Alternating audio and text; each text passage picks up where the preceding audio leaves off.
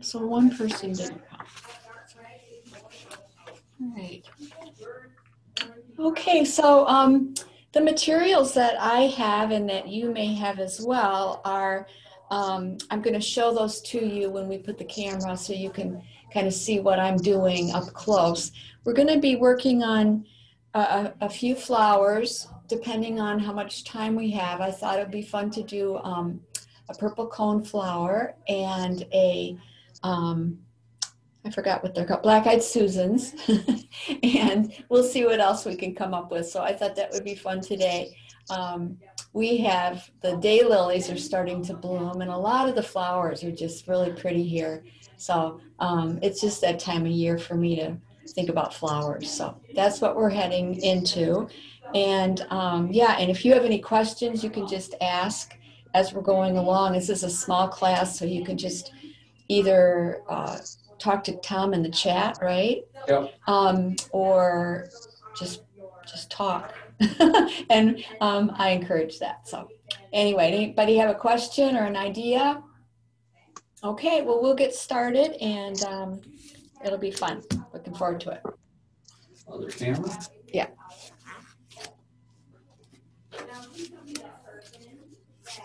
All right. So these are some black-eyed Susans that I thought would be fun to do. I also would like to do a little drawing first on a piece of scrap paper, so you might get the hang of these different flowers we're going to do.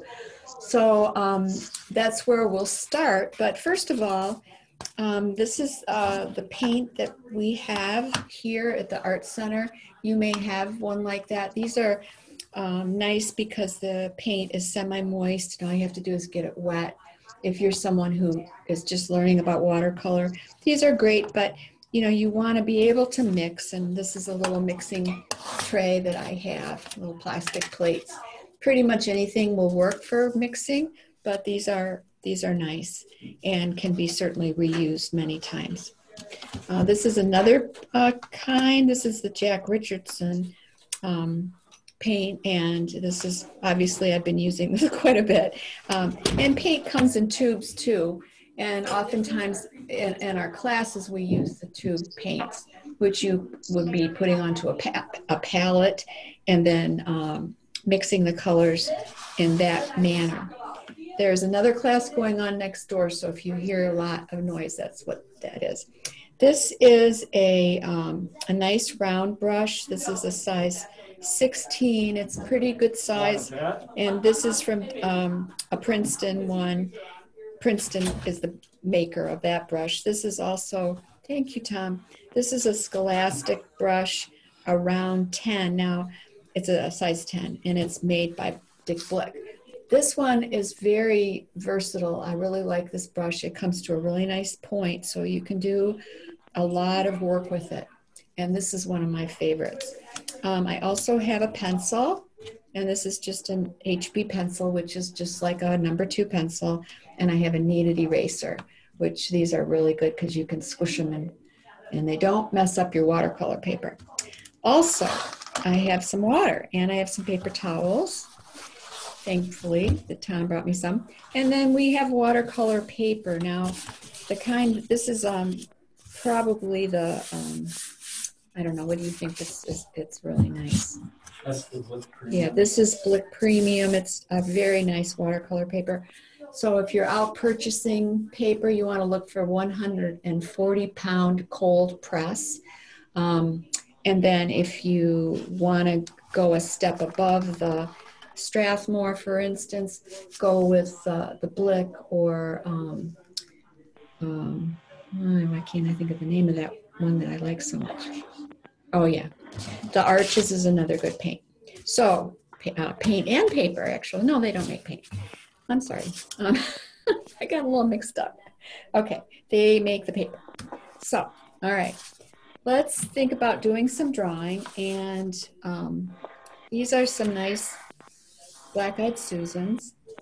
And I thought it'd be fun just to do a little drawing before we start painting. And this is just a piece of scrap paper that I'm going to use. Yeah, I'm working on it. Okay. All right, so is everybody ready? And you have a little piece of scrap paper that you can draw on? Yeah, okay, good. Okay, so I like to start with, oftentimes I start with the center of the flower, and this one is really like a little cap. And so I start by making a sideways oval, and I'll go over this with a Sharpie so you can see it a little bit better. Start with a sideways oval and then just make some sides to it and then a curve like that. Okay, and I'll go over that, like I said, with markers. So I start like that, and then I make curve and curve and curve. So that's the little top, that's the little center of the flower. And then usually I just paint these petals. I don't draw them, but it's good to at least draw the center so you kind of know where you want to put the petals. But the petals are, if you did draw them, they're just quite a bit, well, they're probably twice the width of the center.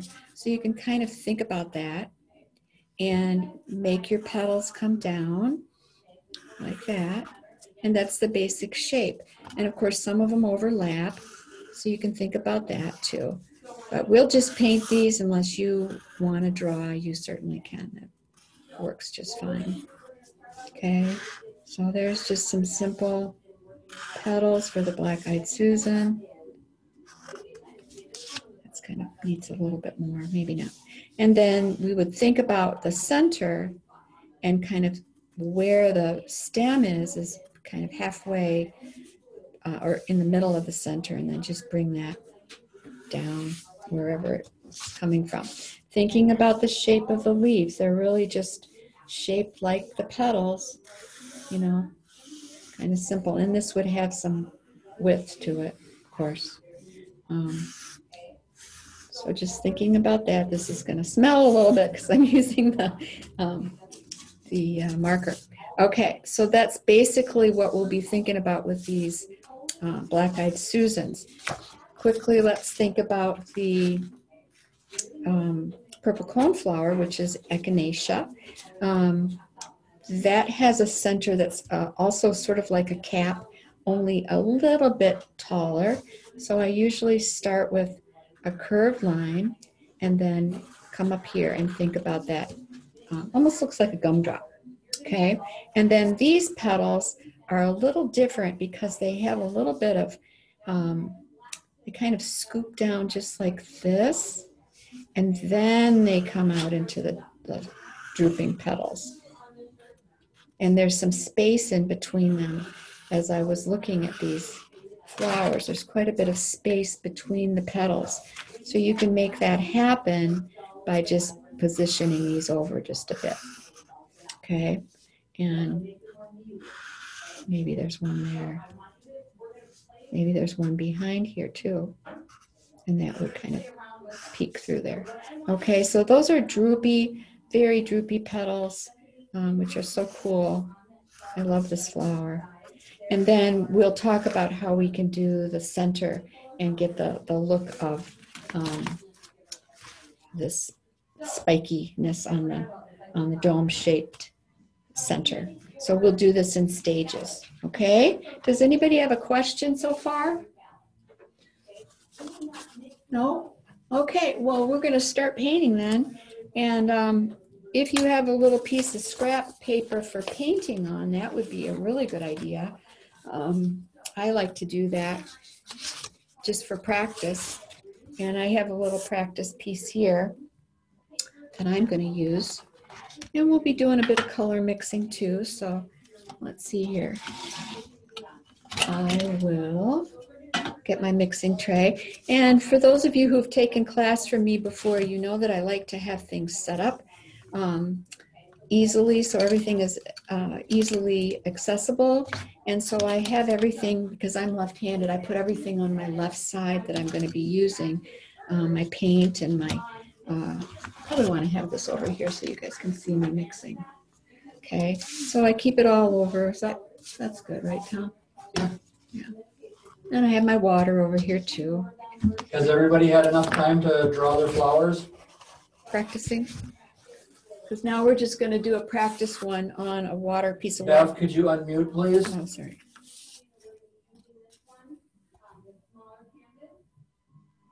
What's going on? I'm okay, right?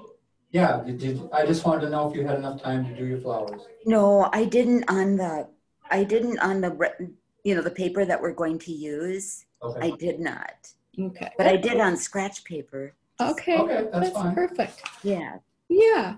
Okay, so let's try the center of the Black-Eyed Susan, and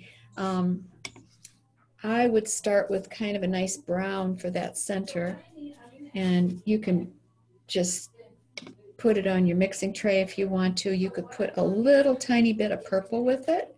That would be nice. Just a little bit of purple. And there's my color. It might need more brown. I like to have a little scrap paper here to put my colors on to see if I'm happy with them. So the little center here, remember it's a little cap, and I can just simply paint that like that and bring it down. And then I can get into that area and soften here, and I might go with a little more purple up in here. Can leave a little bit of light on here, and I'm dripping in just a tad more purple into that center. I'm going to do another one over here. Excuse me, Mary Lee, are we doing what were we going to do first? Which flower is it that you're doing? This is going to be a Black-Eyed Susan. Okay. Yeah. And it's on I'm doing a practice one. Yeah.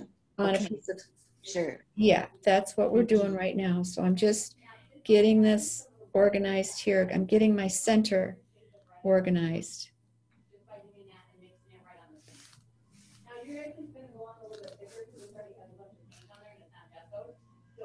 Okay. And then if you want to, it does have a little bit of texture, and I'm just doing some very, very fine little marks on here with my brush to create some texture.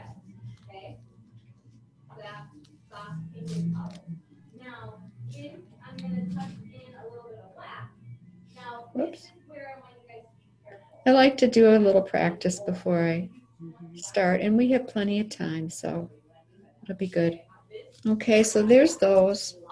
And now I'm going to pop down here while this is drying, because I don't want to do my yellow petals while this is wet, because it will all run together. So I'm going to give it a little time to dry, and I'm going to do the center of the purple coneflower. I'm using I think we'll just use some orange for that. Yep, a little bit of orange here. And so I've drawn my gumdrop shape, right? And if this is a little bit too bright, you can tone it down a bit if you want to. But I think that's about right. You don't want too much water on your brush, just enough to do the job. You don't want to have a big, huge puddle of water sitting on top of the situation. So I'll do two of these. Let's put one right over here, maybe.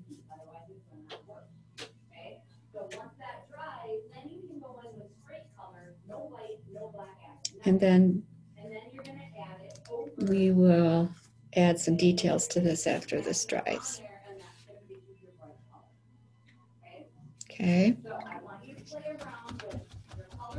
And if you want to have it more of a yellow orange, then just mix a bit of yellow in to it, and you could change it up a bit, put some yellow on there. Let's do another one. I need to probably clean this a bit.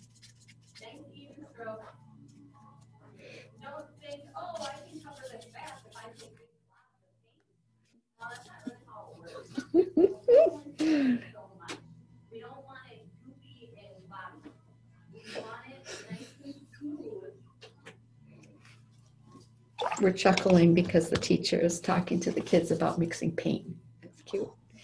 Okay, so we want to let these dry a little bit, and then we're gonna go ahead and do the petals. So this is pretty close, I think. All right.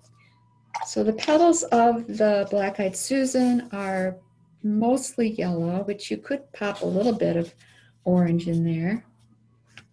And I just put a tiny bit of orange into my paint, just a little bit to warm it up. And they don't all have to be the same color, so you could use some that are just plain yellow and some that have a bit of orange in them as well. So I've got paint on my brush, and I'm going to use my brush to make these petals, and it's fairly simple to do with maybe 2 strokes. So I'm starting right about here by the center, and I'm bringing my brush down and bringing it up to a point, and then coming here and doing another brush stroke. So if I want to add a little bit more of the orange, I can dot it in here. And I like to leave a little bit of white, so you can do that if you want to. All right, so I'm going to do another one, and they're just going to come like that and like that. Now after these dry, I could put some next to them that are overlapping, and that would be fine too. So I'm turning the paper a little bit, and I'm going to make another one.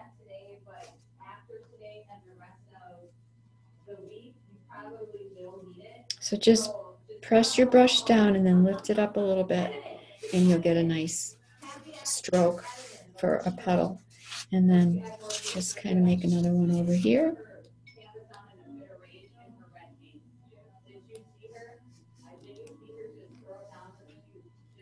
We can't see you painting. Oh, they can't. I guess I turned it. Okay, so there's little Black-Eyed Susan.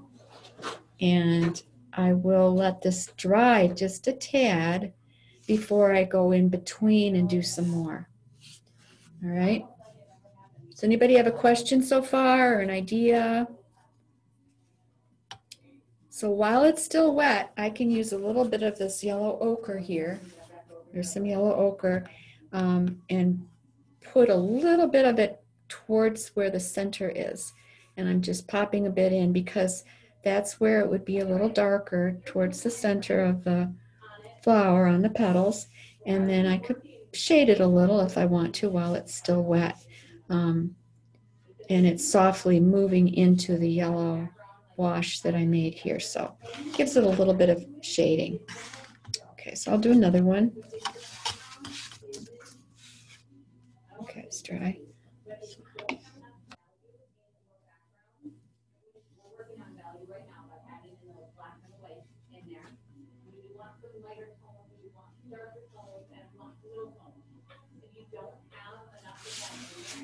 Can they see me painting? Yes, they can. Okay. Seems like it's been a while, a few weeks really. Yeah. We had such a nice class this spring, and that was an 8-week class. It was very fun. And we had a really great student show and a virtual student show, so that was neat. So there are my petals, and then again I'm touching it a little bit near the center and letting it run into the damp wash that I had made there previously. So okay, if you want to make some little buds, those are kind of fun to do, and I just sort of think of like a little curvy shape like that, and then maybe another one next to it that's smaller.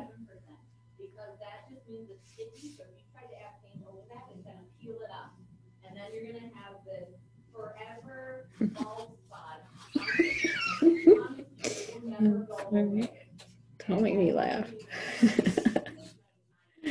Oh dear. So some little buds, and I guess I drew one up here, didn't I? But I'll put it up here. Okay, and then now let's move on, if you're ready, to the purple cone flowers. I want to let that dry a little more before I go in and add the details there. But we can switch over to purple. And let's see here. Yeah. So we're going to go with some purple here. And on my paint set, I have just a nice purple that I can use. You could put a little tiny bit of pink with that, which might be kind of fun, just to change it a little bit. That's really pretty. So there's the color for my purple coneflowers. And with watercolor, if you're unfamiliar with watercolor, the way that we change the lights and darks is just by the amount of water that we have. So if I want this to be really light and pale, I would add more water to my paint so that it's much lighter, right? So there's a really light purple, and then maybe something that's a little bit more in the middle. Okay, so those are my colors. So this petal is very similar to the one we just did. However, it's a bit longer. Let's look at the purple coneflower. I love this picture. Well, you probably, let's take it out of the plastic so you can see it better. But they really do attract the butterflies, that's for sure. So they're longer and really almost kind of, like I said, droopy, but if you think of really like a ball underneath them, they're kind of, I don't know how to describe it in another way, but do you see how they're drooping and you could have a ball underneath? Yeah, drooping. Yeah, yeah. It's so cool. Whereas those petals on that flower go upward, and these younger ones, these ones that are just starting to grow, are shaping or moving upward, which is sort of interesting. I'm amazed how that little stalk holds that big flower. I know. Okay, so let's see. So the width of that center could be even a little wider, really. But let's just do a couple of these, and I'm going to use my brush and come down first, like I did in my drawing. Where's my drawing? See, the drawing is I'm coming down, and then I'm going to do my petals. Okay, so I went down with my brush, and then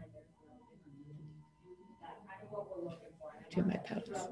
Okay, so it's sort of a two-stroke process.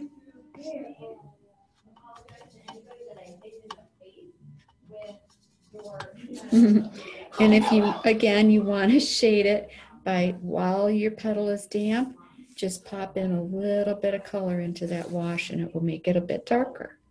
So I'm going like that, and then like that, and like that.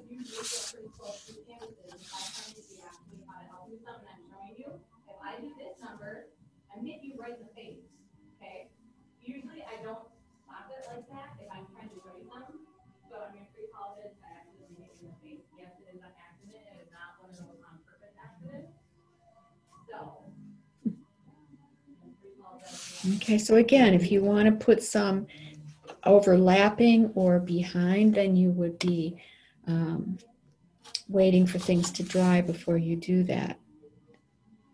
Now this one I added a little more blue to it, just so you can see how different it would be if you added blue into your purple, and that's really pretty, that one right there. So again, we give it a little bit of dry time. Make sure that's dry before I put my hand on top of it.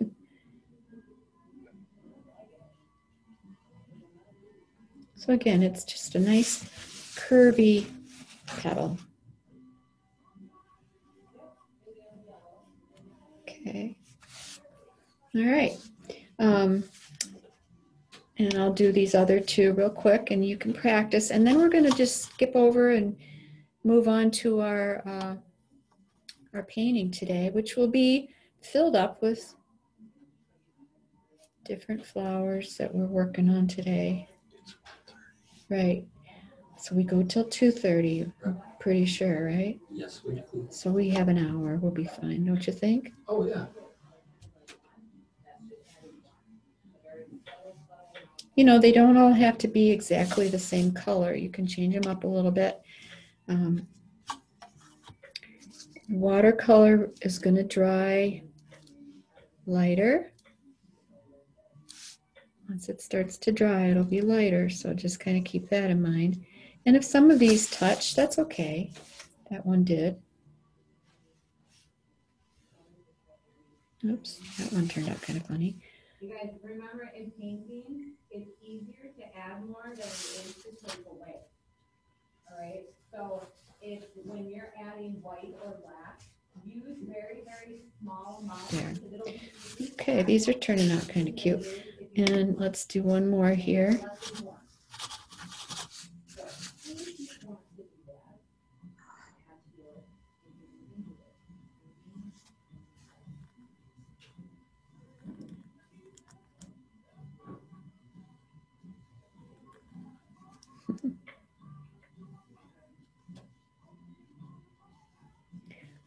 So these are a little lighter. But I always like to put a little bit of paint, darker paint in to the wash to give it a nice bit of shading. And then when it's dry, you could go back and add details if you want to. These are a little bit dry. So let's say you wanted to put some lines in it. You just draw with the tip of your brush and add some lines. You do want it to be dry before you attempt to do this because it will pull the paint up. It'll take the paint away from the paper. So be aware of that. Okay, so we're thinking about maybe adding some stems here, but let me go back and do these, the centers here. And I'm using some brown and mixed it in with my purple, but I'm also going to put some green into this. Just a little bit of green. And I'm going to see if I like this. Might need a little more purple. And you could put a little brown. I like to mix colors and see if I like them. And, you know, you just, there, that's good. So this is going to just be simple little lines into this orange center gumdrop shape. Okay, so I'm going to make some lines like this. Oops, sorry. Okay, and just kind of using the tip of my brush to add some details to this. So it's just a very, very light touch with the very, very tip of your brush. And you don't need a lot of paint on there, just a little bit. Whoops, got a little too much there, but that's okay. And then I'm going to add some more. Well, I think that's good. You could get a little more towards the bottom. There. So that just shows the texture. And if you want to add the little spiky, I'm sure there's a proper word for that, but I can't think of it. And you can just do that, kind of like we did on the Black-Eyed Susan. So let's move down here. Now, if this was wet, it would be running all over, and that's why we wait for it to dry. Unless you want it to be like that, that's totally cool. Okay, so there we go. Just simple. Yes, that looks great. And then just take a block of blue. Yeah, there you go. Now paint right over it.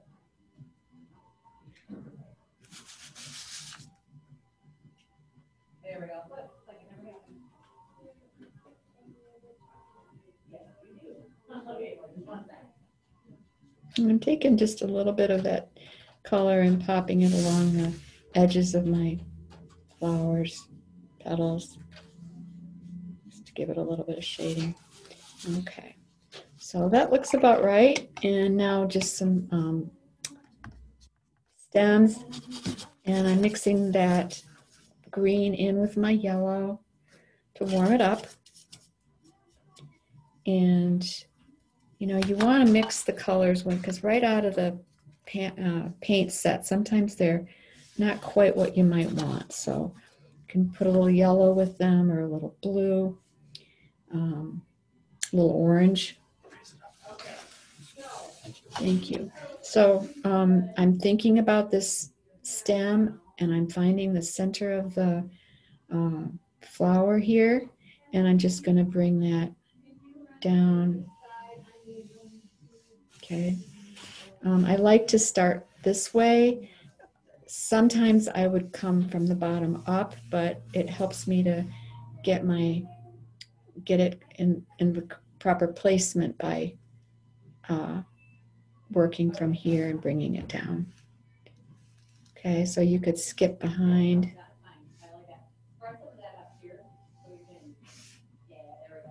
Okay.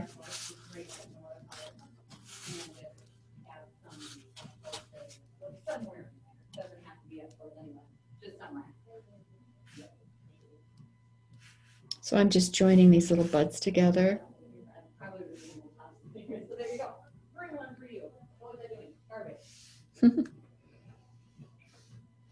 And then some leaves. I know this is a really tall little piece of paper that I actually tore it in half, and sorry about that. Sorry. I get carried away. So that ended up going over top of that because I made a little mistake, but you know what? That's okay. I'll just make it work.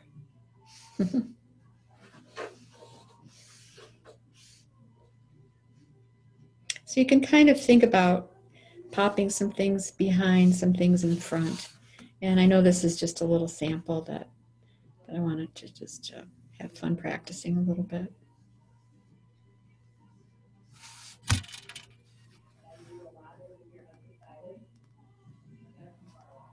Okay. I hope that was helpful just to play around a little bit. And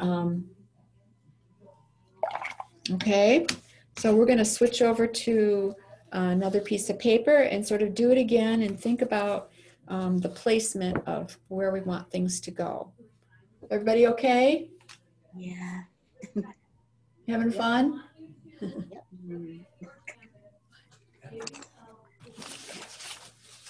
Sound good?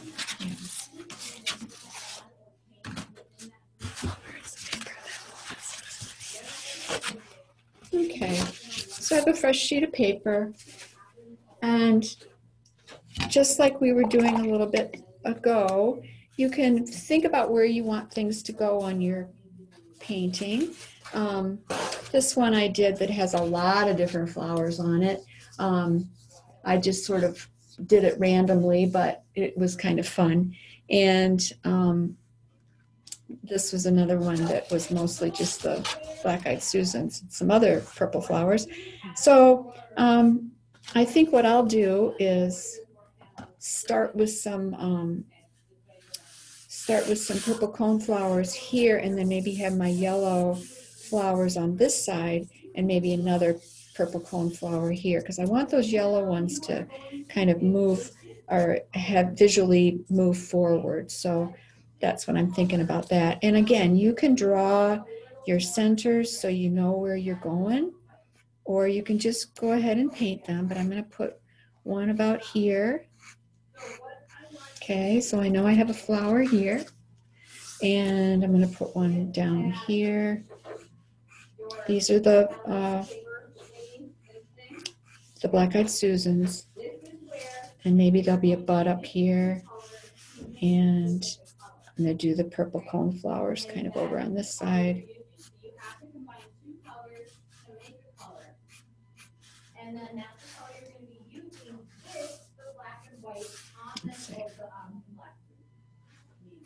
And so you can kind of vary where things go, so they're not all straight in a row, but they're kind of making a nice little composition. Okay, so I have 3 of those and 2 of those, and then I'll do another black-eyed Susan maybe down here. That'll look good, and then I can add more if I want to.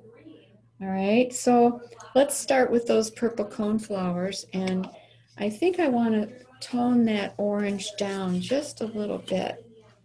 Felt a little bit too bright, so I tone that down with a little bit of green.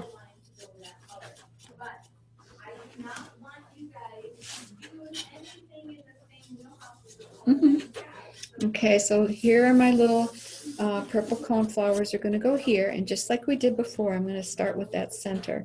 This is a little warmer because I added a bit of green to it.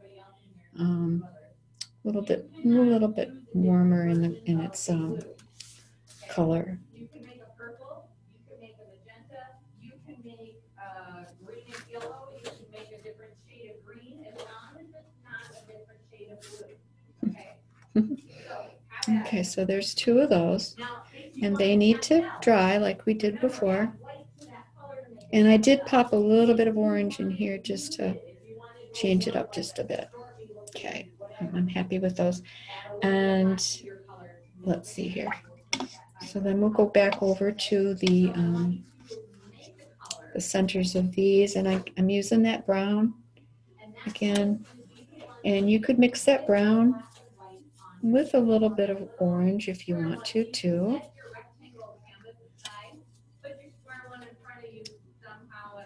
I'm wondering if it needs to be a little more brown.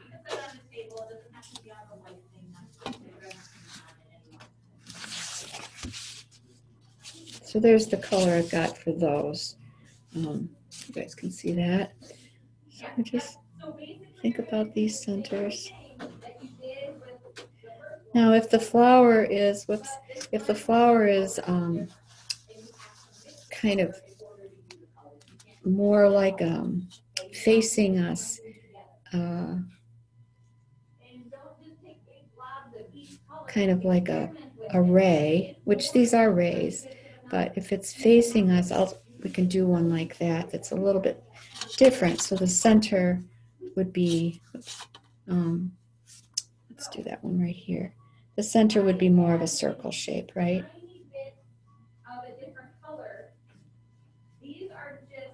Okay, so that's a little bit different for the ones that are facing us. Let's see if I can find a picture of that. Well, like this daisy, right? So the black-eyed Susans might have that view. That's the right word. Sorry. Oh dear. It tells you and it shows you how to mix what colors to get there. Okay? Or you can just come up here, find a color you like, and try and wing it. That's mine too. I'm a winger. I wing it all. I don't like, I need this much, I need that much, whatever happens, happens. Okay?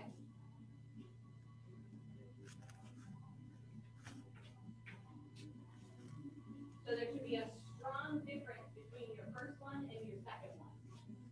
Okay? Okay. And color-wise. If there is not, change it up. All right. So these are getting pretty dry, so we can just start adding those petals again and using your purple. If you want to go more towards the purple and blue, you can do that too. That's really pretty. And I'm just going to start creating those petals. Okay, so just doing that and bringing it down. Now that's a little bit dark, but I think it works. It's nice.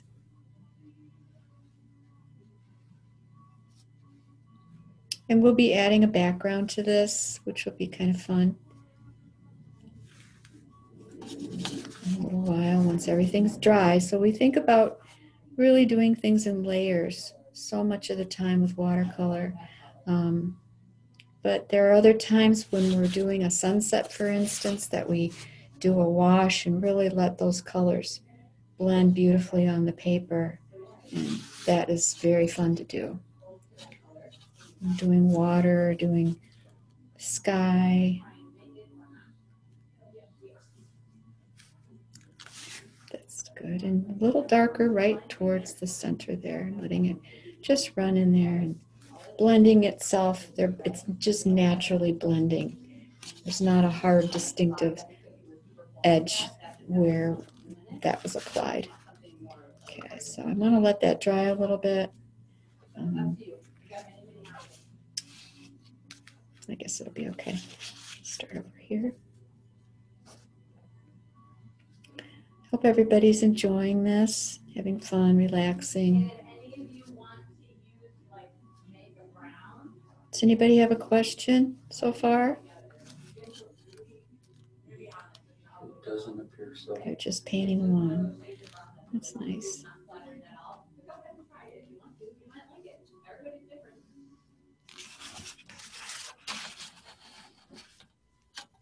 Remember, we still want value, even though we're mixing colors together to make a specific color. Just my hand. Still need the values of that color.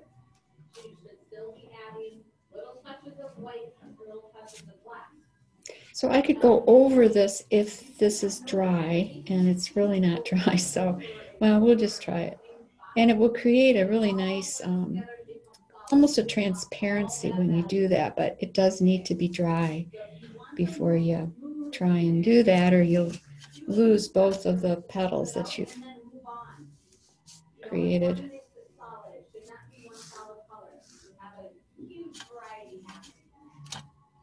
That's cool. Yeah, it did. It's got such a nice transparent quality, doesn't it?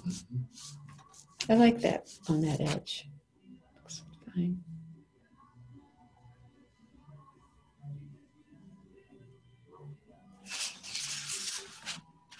Okay. So when you're doing a flower, you don't have to do every single petal and every detail. You can just kind of simplify if you want to. I'll let that dry, and then I'll go do a little bit of line work over top of it. And then I think I'm going to jump over here to the texture on the purple coneflower again. And I think really brown is your best color for that. I look at what I did before, and I think brown is good. So I'm just, and these are dry, so I'm just going to do that same little, very small little vertical lines on the center here. And kind of fun to create that nice texture. And it would be a bit darker down at the base of the center. So you can make it a little denser. In other words, make your lines closer together. And that kind of works too. You don't have to do tons of lines, just a little. And if you want to have some that are peeking out here, you can do that too. Poking up, I guess is a better word. There. Okay, and now I'm going to move over here and sort of do the same thing. There's probably lots of other ways to do this, so this is just one way. I always like to tell people there are many ways to work. You can be really abstract, and you can be more detailed, and you can work where things just really flow together. And this is a little bit more, what's the right word? Sort of step by step, and things are not flowing together in the way that we wouldn't be able to see them very well. So, okay. So I can go back later and get these centers a little bit more detailed. Like coffee beans. Yeah, they do a little bit like, maybe I was thinking about coffee. Maybe I better do that now. So I've got a little more brown on my brush, and I'm gonna see if I can get these organized a little bit better with some details here. And maybe it would be darker here. Too much paint on my brush. A little darker here, and then it's catching the light up at the top there. That's a little better. Not quite so much coffee bean shapes. Yeah.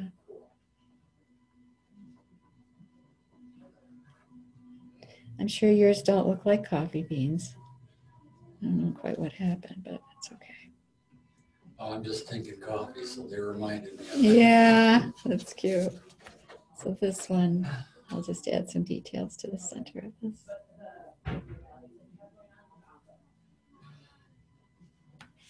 Okay, that's a little bit better. And this one, I don't know, I'm gonna have to fix that one. So yeah, sometimes things don't always turn out the way you want to, and it's okay. You can fix it later, or, you know, do it in a different way. All right. I think I'll do the stems after I get everything sort of organized here with my petals. So I'm gonna come up here, I guess, and do. You're running out of yellow in that set too. I know. Well, I've been using a lot of yellow, I think. We were using it a lot, I guess. Yeah.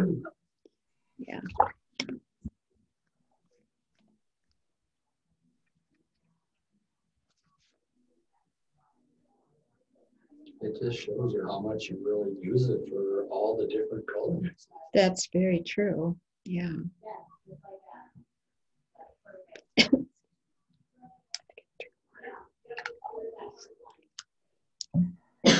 Dry in here, huh? Yes, today is very dry.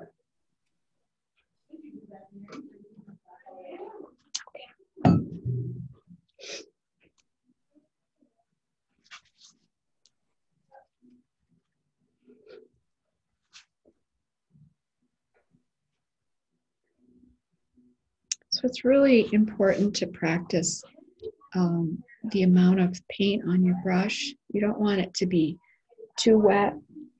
It just takes practice to find out how much you need to make it happen the way you want it to happen.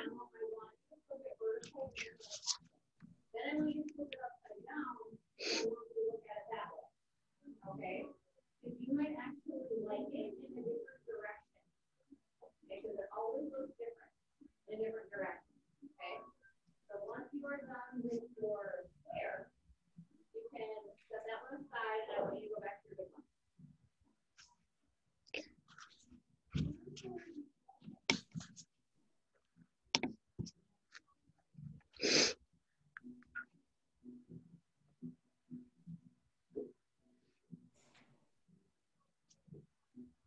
So it's really just a two-stroke. Yep, yeah, the panels dry pretty quick.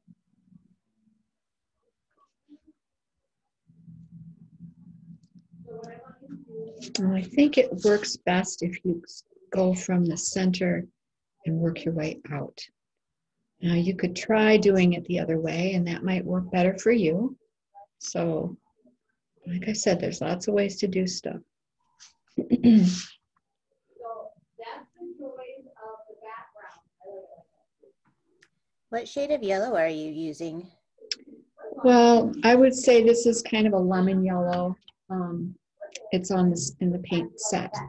Normally, if I was using my own paints, it would probably be lemon yellow. I would agree. Yeah, CAD would work too. It would be nice. So, and I'm taking a little bit of the yellow ochre and just touching it to the edge here, like we've been sort of doing.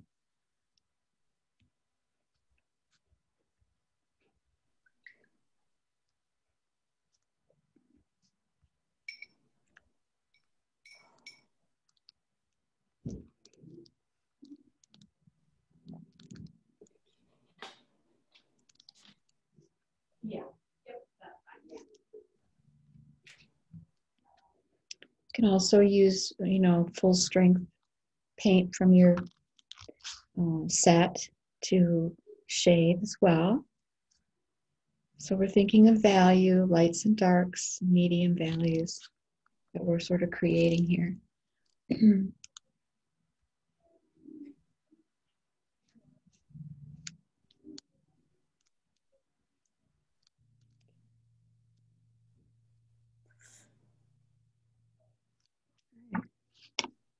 So just keep working on these. So what time is it, Tom? Oh, it's 2. Yeah, so we have plenty of time to get this finished up. And just have fun with it. So once you find the direction that you like of your first piece, your first background, or flipping it around, I want you to put this side by side. Okay?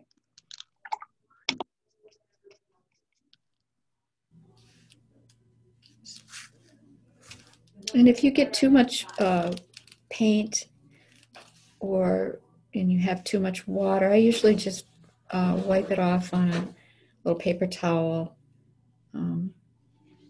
Oftentimes I do that to get the excess paint off, or too much water.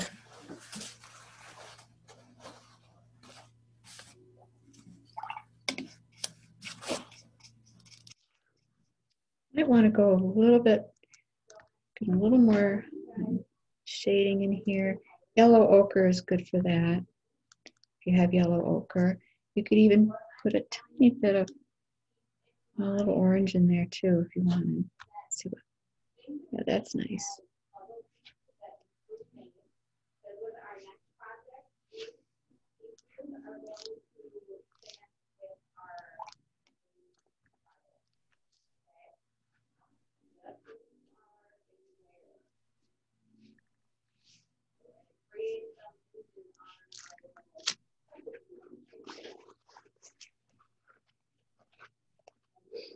Okay, I'm thinking that's working for me, and I'm going to do this little black-eyed Susan here, and it's facing me, so it's going to be set up like a daisy, like the picture of the daisy that I showed you. And again, I like to leave a little bit of white highlight just to freshen it, keep it nice and fresh.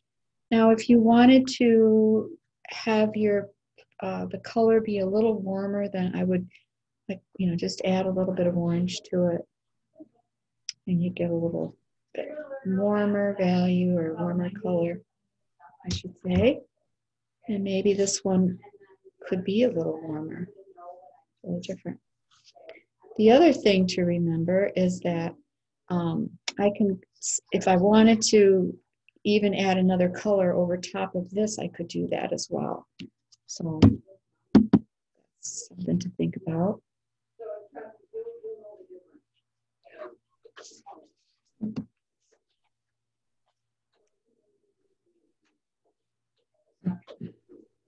Yeah, I got a comment. It's totally The entertainment of the day. Oh, she's great with the kids. So I made sure that was dry before I put my hand on it, because then we would have had some trouble. Right.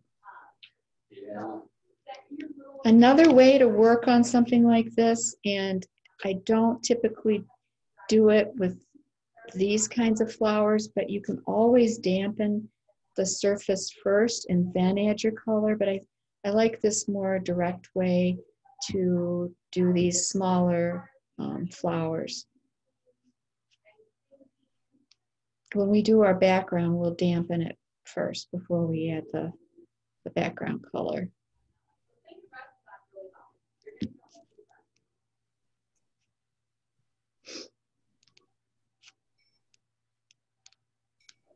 So I can peek that underneath there.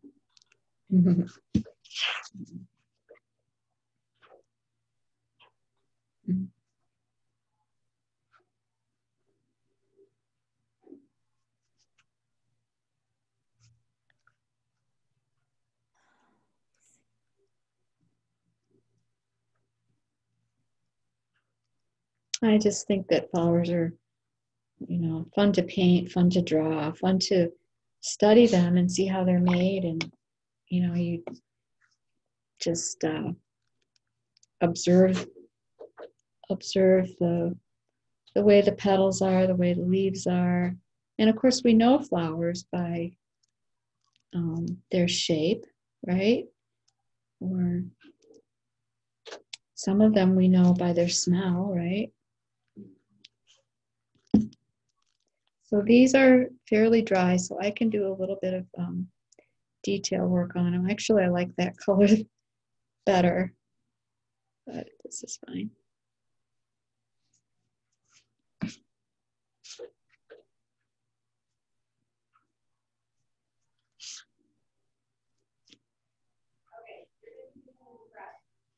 So if I wanted to layer on top of any of these, this warmer color, I can actually do that as long as it's dry.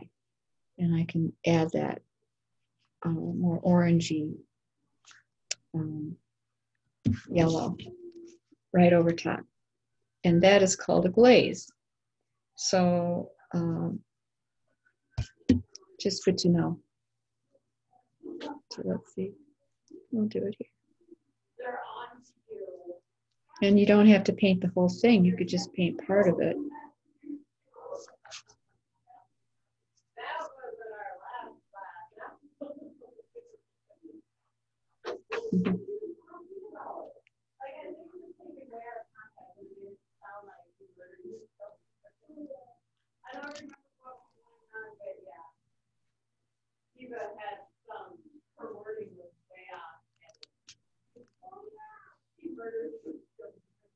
Oh,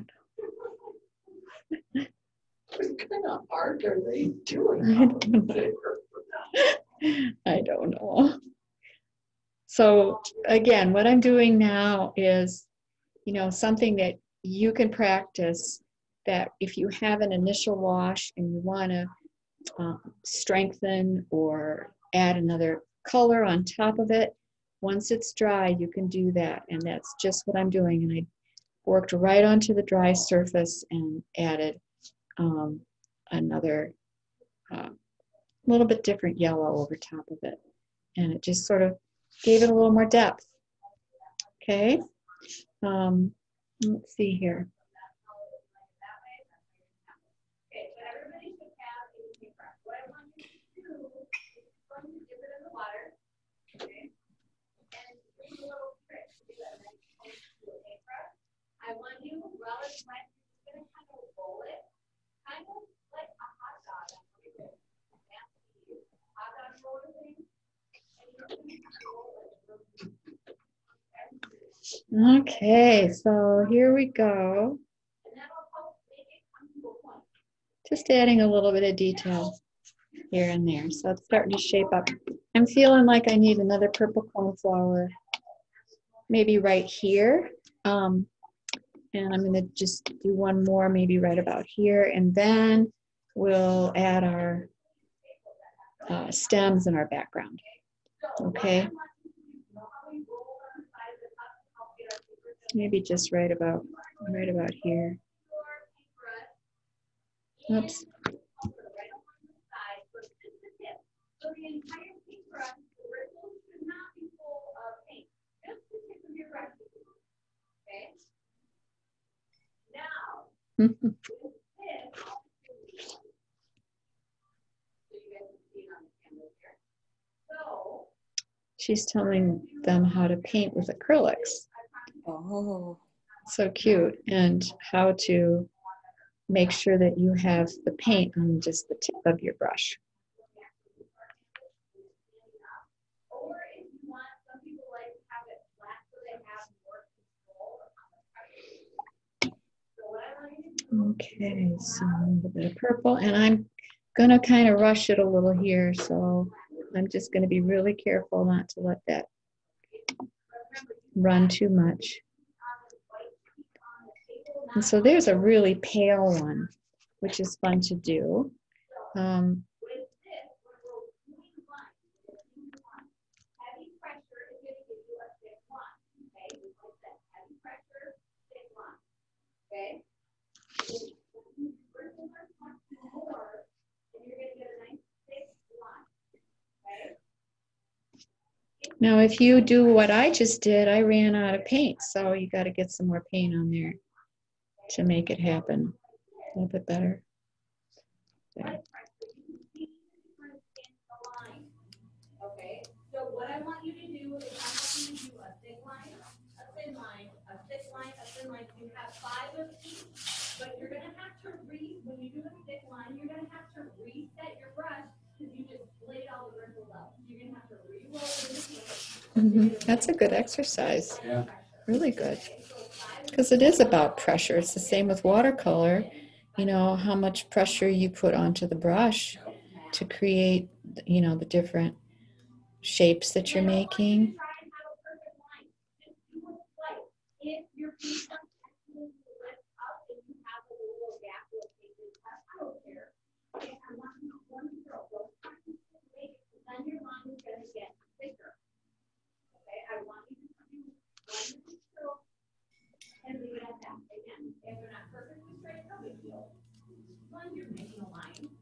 And I want you to practice by your last thin line. I want to see if you guys can make it the thinnest possible that you can possibly get.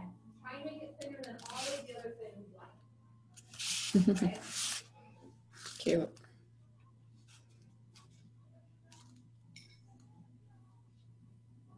Remember, you always reset your brush when you do thick and thin lines. Every time you get a fresh paint, you roll it. Remember, we're doing it on the paper, not on a canvas, on the paper. And let you see how thin you can get. I'm popping a little purple over here just to sort of tie things together a little bit. Really nice. That's a nice thing to do, is to spread the color out and around your painting.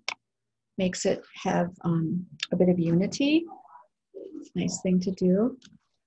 Okay, so I'm thinking about, again, let's see, adding a little more detail to some of these flowers if I want to. You certainly don't have to, but a little line work. Again, just a bit of paint on the tip of my brush, and I'm just drawing with it in that way. I'm just using the tip of it to draw with. So these brushes are so versatile and, you know, can do lots of things for us. They can make a petal, they can do line work, draw with them.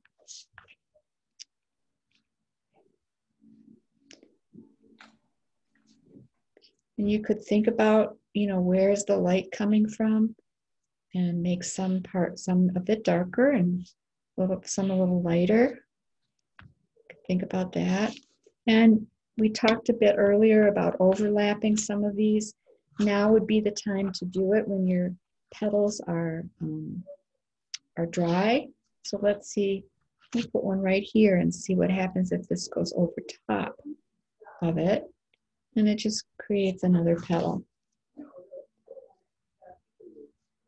You can make it a little thicker that way. Okay. This is dry, and I could add a little more yellow on top to change it up a little bit more. You know, you don't have to have it all be the same color, and that's kind of fun to change it a bit here and there. All right, so I'm thinking about my stems, and then I'm going to do a background. So I'm taking some green and this, switch this over here. And I've got my green. There's actually two different greens on this palette, or yeah, this paint set.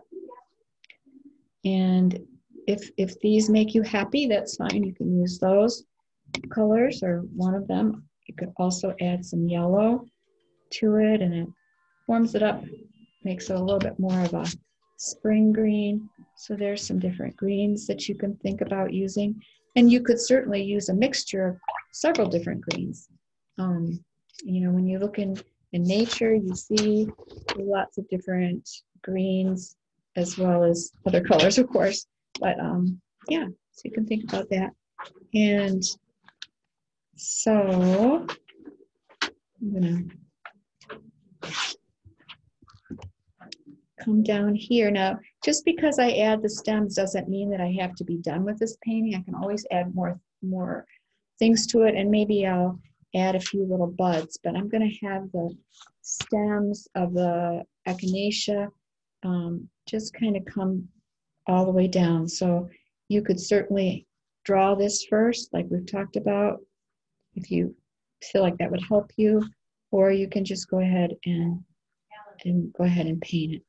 And that's what I did. Okay, So I'm gonna think about where these are gonna go. This one's probably going more this way.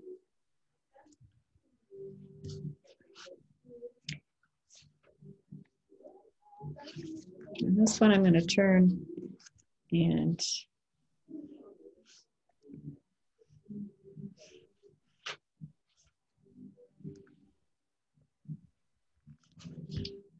you don't want them to be too skinny. They've got to hold up the flowers, don't they?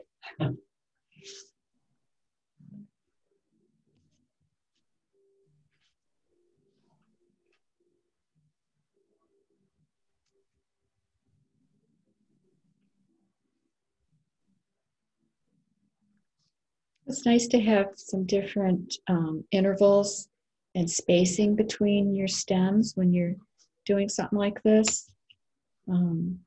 And as these are damp, I can go back in while they're damp, and I can add a little bit of shading along the side if I want to, or, you know, on either side, because it's wet and it will blend very nicely at this point.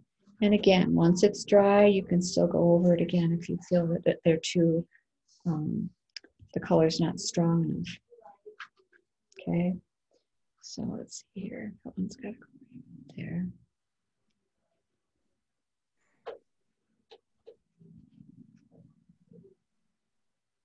And yours will look different than mine. It should look different than mine. And, you know, you have to figure out where things are going to go and where they might have to skip between petals or other flowers, right? This one is kind of a funny one. I think I'll have him come right down here.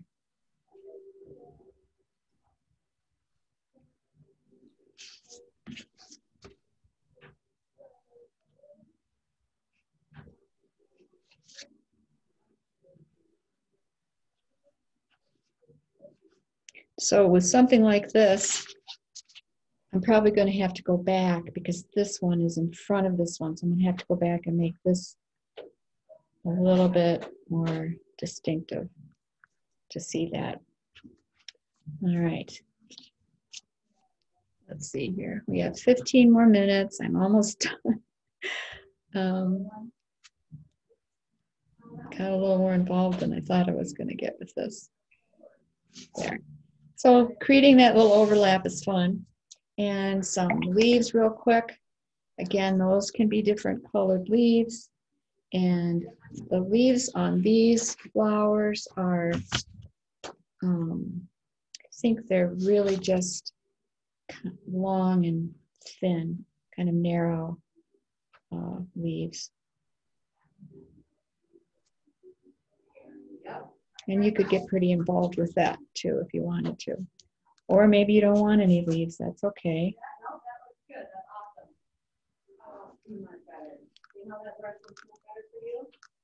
Nice. Okay, so now I want you to go use lighter. Okay, so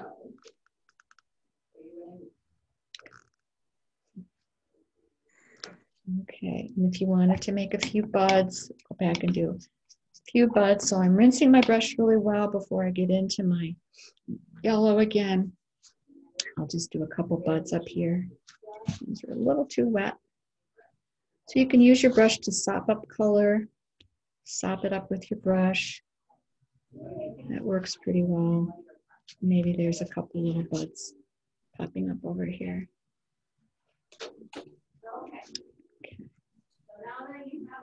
And while it's wet with those buds, you can just do your stems.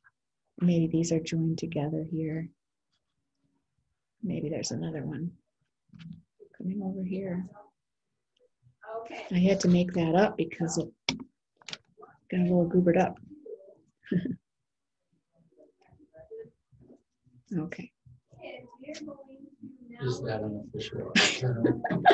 No, I just don't know why I said that. Oh dear, where did that come from? Not funny.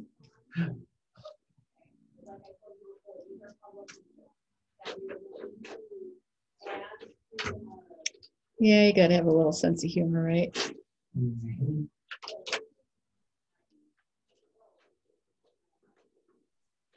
Okay, so basically you could leave it white like this if you wanted to. If you want to add color in the background, then we need everything pretty dry before we proceed with the background. And I'm going to start up here. I might not get done because we're running out of time, but I'll show you how to do a background on this area here where it is dry. So I'm just getting it wet first. This is called wet and wet. I'm working around these buds and I'm getting it damp. And I'm going to use blue. I think that would look nice with the purple and with the yellow. And if it runs a little bit, that's not going to bother me a bit. So actually this would be really pretty, this teal, that the blue got mixed in with the green, but I think that would be very pretty. So that's what I'm going to use. And so I don't have to get up close to everything. I can just let it be very soft and move it around. You do want to let that soak in a little bit before you add your color, which I was rushing it a bit, but it's a nice soft background so far. I think this is pretty here. And it doesn't have to all be the same. It can vary and just have some different colors. It doesn't have to be perfectly solid. I guess that's the right word, right? And that isn't wet. So I'm just going to get that wet because I don't want a hard edge. So, and I can pop in a little blue up here that makes it a bit stronger. And I'm really just sort of scribbling a bit with my brush and letting some of those colors blend together on the paper. Now,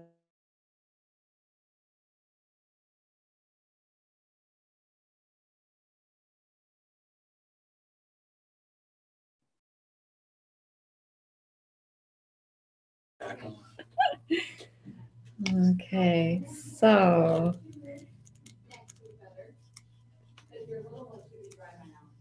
I think the biggest thing to remember when you're doing a background is to keep it soft initially and to dampen your surface first so that you do get that nice soft look. If you want something that's really, really, what's the right word, solid, in other words, all the same, like a flat wash, this is more of a variegated wash. There's a couple different colors and different values happening. But if you wanted a flat wash, then that's a little different situation. But you still do want to dampen it because you'll end up with hard edges if you can't get to everything right away. Don't you think, Tom? Yeah, no, it's right. So you're painting around things, but I don't worry about leaving a bit of white. I think it's really important to leave some white and not worry about getting every little thing painted. And so I'm just spreading this about. Well, a lot of times that adds that little bit of sparkle. Yeah, I agree. It adds a bit of a sparkle to it. But if you start painting on a dry surface, like I am right now, and I don't quickly spread this out, I'll get a hard edge. So that's why I like to just dampen it a little bit first with clean water, or with just a really light pale wash of your color that you're using.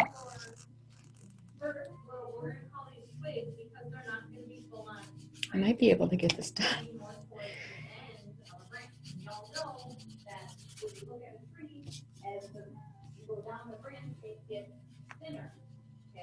Just like our arms, if your arm is a branch, up here the shoulder is bigger as it comes down to the wrist, it gets skinnier, right? Yes, perfect. So I say yes because Bethany shakes her head yes. Everybody else got it. Oh, Larry's in there. But what I want you to do is, depending where, which area, is dry, So I think we have enough time in a minute that we can share the work that we've done today. And again, I hope you all had fun this afternoon and enjoyed this class. Some people like to splatter, and that kind of happened right there. And, you know, if you want to do that, that's fine. And if you splatter into a wet situation, it makes soft marks. If you splatter and the paper is dry, then it's going to be a harder mark that you make. I sort of prefer the softer look, but that's kind of fun to do that. And now these are dry, so they don't seem to be moving too much when I add the water to them, but I'm going to be kind of careful through here and just add a little bit of color, not too much. Kind of pull it down, you know, just a little here and there. If you get a hard edge and you want to move the hard edge, just take your brush and go up to it and move the pigment, and you should be just fine. I need a little more blue. And I think I've already said this, but if you want to go back and create more depth in certain places, you can do that once it's dry.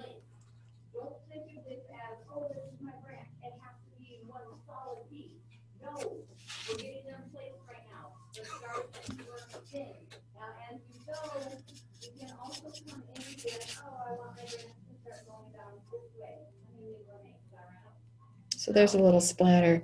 Now you may want to think about masking the flowers or whatever it is you're painting before you do that splatter, unless you want it to go on the other stuff. So we've sort of, in this painting, we've combined a few different techniques. Talked about layering. We've added some textural elements. We've done some color mixing. And these are the flowers are kind of halfway, it's sort of tight a little bit. They're not super loose, but we've done a sort of loose background, which is nice to sort of complement the painting. And we've also done some work with value too, changing the value, thinking about lights and darks with our painting. So it's a little green, more green over here, and then I've got to get in this center area too.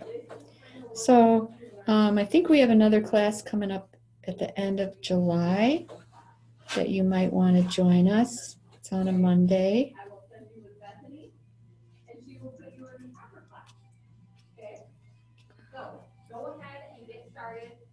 And then in the fall, we'll start up with some more classes. July 26th. Okay, July 26th, we'll have a class. Same time.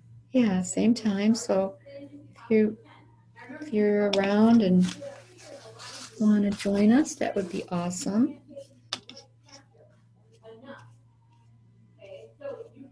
So I think you could see that I've done this background in sections.